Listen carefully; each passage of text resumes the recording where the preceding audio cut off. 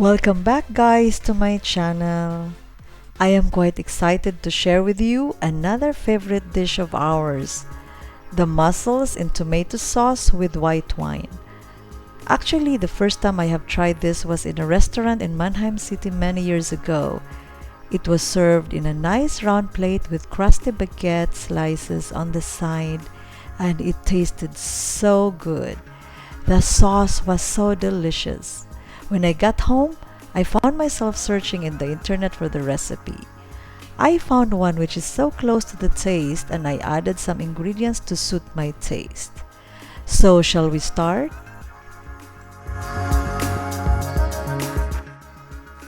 Let's go through the ingredients.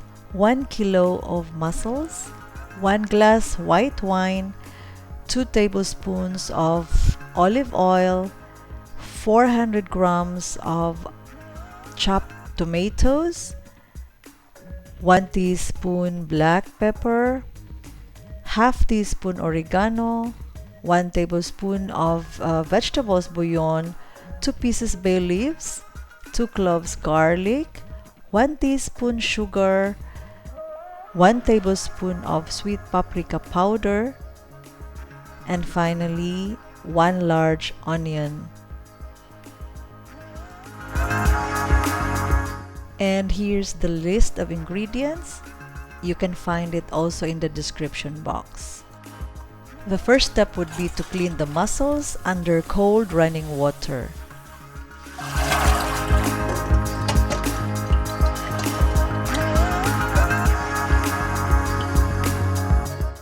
Add 2 tablespoons of olive oil into the pan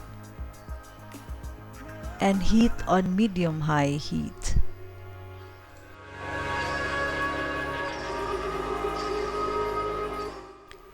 Sauté the onions until translucent.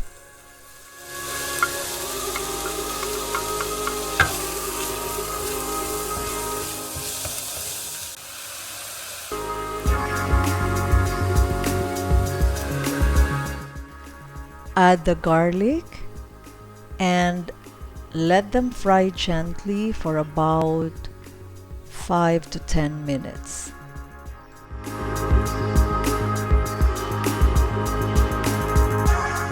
We will then add the chopped tomatoes and then stir.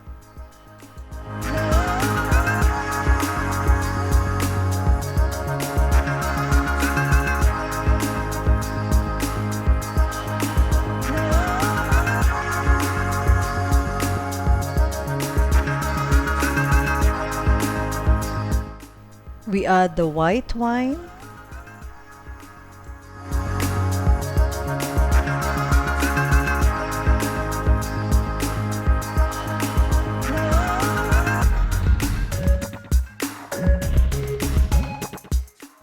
now the vegetable bouillon. If you don't have one, you can also use salt, normal salt. And then we stir. The sweet paprika powder comes in, and then we stir again until combined.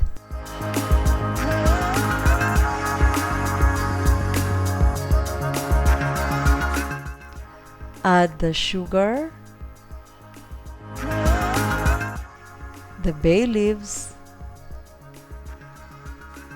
the ground black pepper, about 1 teaspoon,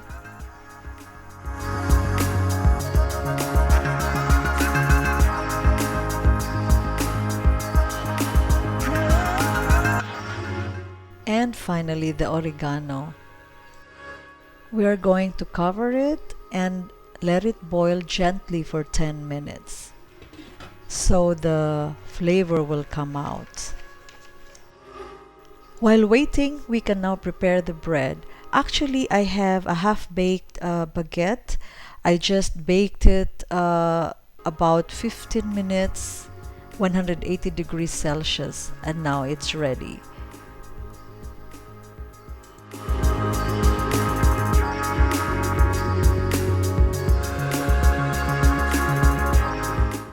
And our bread is ready. Going back to the sauce, it's now ready. We have to turn the heat up. And then we add the mussels. We will cover it again and leave to boil for about 5 minutes or until the shells open. We have to mix so that all the mussels will be coated with the sauce. And now we are ready to serve.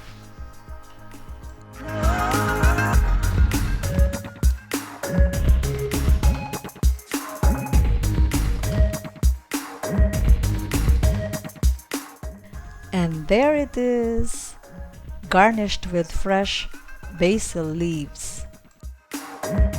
Guten Appetit! By the way guys, don't miss the best part, dipping the bread into the tomato sauce. That is so good. Thank you for watching. Until my next video.